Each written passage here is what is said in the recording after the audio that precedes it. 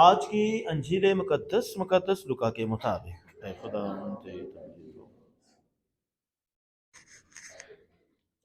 اس کے چوتھے باب سے،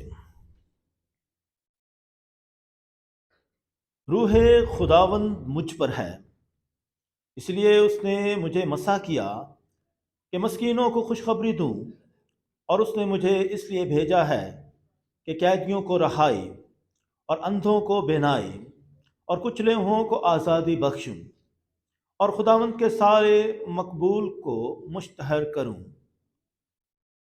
میرے عزیزو، یہ ہے آج کی انجیل مقدس، اور اس کے وسیلہ سے ہم سب کی خطائیں معاف کی جائیں۔ مہربانی سب تشریف رکھیں۔ مسیح میں میرے عزیزو،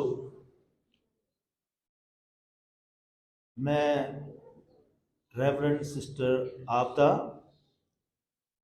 کا شکریہ ادا کرتا ہوں، جنہوں نے مجھے اس خوشی کے موقع پر، جب یہاں 75 سالہ جبلی، میری یہ خوش قسمتی ہے کہ میں نے اس اسکول میں تربیت حاصل کی، اور یہاں مجھے بہت مؤثر تعلیمی اور مذہبی ماحول ملا، اور بہت خوبصورت تربیت ملی۔ مجھے وہ تمام پرنسپل صاحبات یاد ہیں، جن میں سسٹر اینڈرو، سسٹر کیتھرین سردار، سسٹر مارتھا، اور سسٹر مورین جو انگلش میڈیم اسکول میں تھیں۔ میں نے سب کو بہت یاد کیا ہے، اور ہمیشہ گاہے بگاہے ان سے ملتا بھی رہا۔ وہ تمام اساتذہ کرام، جن میں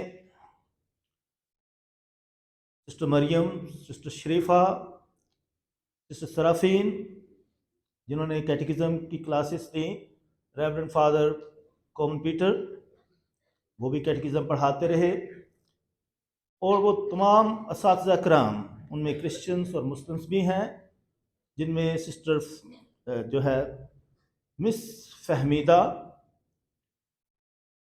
مس نائلہ، مس ناہید،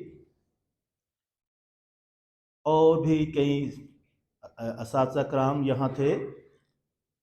ان کو میں اس لیے یہاں گنوا رہا ہوں کہ جنہوں نے مجھے بہت پڑھایا، اور دوسری بات جنہوں نے بہت اچھا پڑھایا۔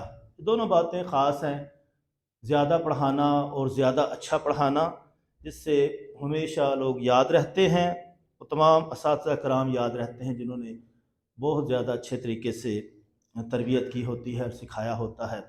اور پھر ایک نام مجھے بھول گیا، یاد ہے، سر ڈینیل، جو کہ کسی بھی تعریف کے محتاج نہیں ہیں۔ وہ ہمارے جو ہے پی ٹی سر تھے، پی ٹی ماسٹر تھے، اور ان کی بھی دوستانہ تربیت تھی۔ اور اس کے علاوہ بھی بہت سارے اور بھی اساتذہ کرام ہیں جن کے نام ابھی مجھے یاد نہیں ہیں، لیکن میں ان کو بھی آج خصوصی طور پر یاد کرتا ہوں، اور ان کے لیے دعا کرتا ہوں کہ انہوں نے بے شمار خدمات سر انجام دی ہیں۔ تمام وہ بچے جو یہاں پڑھتے رہے، اب بڑے بڑے عہدوں پر پہنچ بھی چکے ہیں۔ کافی اسٹوڈنٹس جو ہیں وہ اب استاد بھی ہیں، جہاں بیٹھے ہوئے ہیں، کافی نظر آ رہے ہیں۔ اور اس کے ساتھ ساتھ جو ہے مجھے بھی ایک دفعہ اتفاق ہوا ایک سال پڑھانے کا سسٹر مارتھا کے دور میں، اور وہ بھی میرا بہت اچھا تجربہ تھا۔ اور اس طرح میری بہت ساری یادیں یہاں ہیں، اور ہمیشہ میں ان کو یاد کر کے خوش ہوتا ہوں۔ اور آج میں جو کچھ بھی ہوں یہاں آپ سب کی محنت کی وجہ سے ہوں، آپ کی خدمات کی وجہ سے ہوں، آپ کی قربانیوں کی وجہ سے ہوں۔ وہ تمام سسٹر صاحبات جو گاہے بگاہے آتی رہیں، مجھے ابھی تک یاد ہے، ریورنڈ سسٹر مارگریٹ نے مجھے ایک ڈائری دی تھی جب میں فادر بننے جانے والا تھا، اور ابھی تک مجھے وہ یاد ہے، اور ابھی پچھلے دنوں میں ان سے ملاقات ہوئی تھی تو میں یاد کر رہا تھا۔ اس طرح میری بہت ساری یادیں ہیں، اور آج ان تمام یادوں کے ساتھ میں خدا ان کا شکر بجا لاتا ہوں۔ یقیناً آج بہت خوشی اور شادمانی کا دن ہے، اور شکر گزاری کا دن ہے۔ مسیح میرے عزیزو، کاہن بننا یہ خدا کا منصوبہ ہے۔ اور جب میں 5ویں کلاس ہی میں تھا تو مجھے اس خدمت کا شوق بڑھ گیا تھا، اور اسکول کے علاوہ، اسکول کی تربیت کے علاوہ میرا گھر بالکل گرجا گھر کے قریب ہی تھا، اور میری زیادہ وہاں گرجا گھر میں وقت گزرتا تھا۔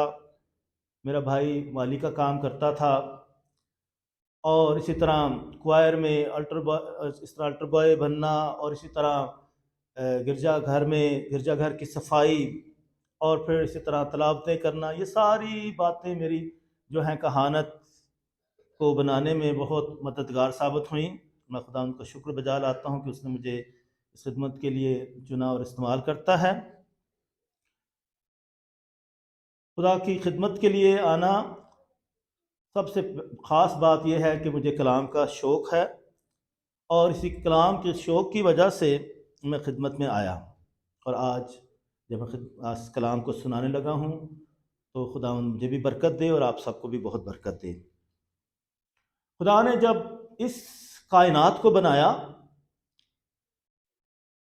6 دن میں اس نے پوری کائنات کو بنایا، اور 7ویں دن اس نے آرام کیا، اور اس 7ویں دن کو سبت کا دن کہا جاتا ہے۔ خدا نے کہا اس دن آرام کرنا ہے۔ ہمارے لیے جو ہے اتوار کا دن سبت کے دن ہے، یہودیوں کے لیے ہفتے کا دن سبت کا دن ہے، اور خدا یسوع مسیح اور یہودیوں کے جو سبت میں فرق یہ آ گیا کہ یسوع مسیح نے سبت کے دن بھی نیکی کا کام کیا۔ نیکی کا کام وہ سبت کے دن بھی کرتا ہے۔ سبت کے دن کا مطلب یہ ہے کہ خدا کو یاد کرنا، اس کا شکر بجا لانا، اس کی ساری مہربانیوں کا شکر بجا لانا۔ تو اس کے ساتھ اس کا مطلب یہ نہیں کہ کوئی کام نہیں کرنا، یعنی کام بھی کرنے ہیں اور خدا کو یاد بھی کرنا ہے، اس کا شکر بجا لانا ہے۔ اور آج جب ہم یہاں اکٹھے ہوئے ہیں تو یہ شکر گزاری کا بھی دن ہے۔ مسیح میرے عزیزو، جب بنی اسرائیل مصر کی غلامی میں چلے گئے تھے تو خدا نے حضرت موسیٰ کے ذریعے انہیں فرعون اور مصر کی غلامی سے نکالا تھا، اور اس میں خدا کا بہت بڑا کردار تھا کہ اس نے حضرت موسیٰ کے ذریعے جو ہے انہیں مصر کی غلامی سے نکالا تھا، فرعون کی غلامی سے نکالا تھا۔ اور اس کے بعد جب بنی اسرائیل بادشاہوں کے دور میں آئے، شاؤل بادشاہ، داؤد بادشاہ، اور اسی طرح سلیمان بادشاہ، اور اس وقت جو ہے سلیمان بادشاہ کے جب بیٹے آئے، سلطنت 2 حصوں میں تقسیم ہو گئی، شمالی سلطنت اور جنوبی سلطنت، اور یہودا کی سلطنت جو بڑی سلطنت تھی اس کو جو ہے بابل کے بادشاہ نبوکدنضر نے جب فتح کیا، ہیکل کی تباہی ہوئی، اور بنی اسرائیل کو وہ یرغمال بنا کر بابل کی سیری میں لے گیا۔ مصر کی سیری میں وہ 400 سال تک رہے تھے، بابل کی سیری میں وہ 70 سال تک رہے، اور بابل کی اسیری میں جب تھے تو انہیں مصر جو ہے اپنی سرزمین یاد آتی تھی، اور وہ آنا چاہتے تھے، اپنی ہیکل میں عبادت کرنا چاہتے تھے، لیکن وہاں اسیری کی زندگی تھی، بے بسی کی زندگی تھی، اور اس وقت دارا بادشاہ اور کورس بادشاہ نے جو ہے انہیں آزادی بخشی۔ اس نے کہا کہ جاؤ اپنی ہیکل کی تعمیر کرو، اپنے خدا کی عبادت کرو، اور اس نے انہیں اجازت دی، اور اس طرح وہ 3 وقت کی صورت میں آئے۔ مسیح میں میرے عزیزو، اسی وقت سے جب یہ آزادی انہیں ملی تھی کہ وہ اپنے ملک میں جائیں، کیونکہ خدا نے اس غیر قوم کے شخص کو مسیحا بنا کر بھیجا تھا، اسی وقت سے یہ جبلی کا سلسلہ شروع ہو گیا کہ انہوں نے جبلی منانا شروع کر دی۔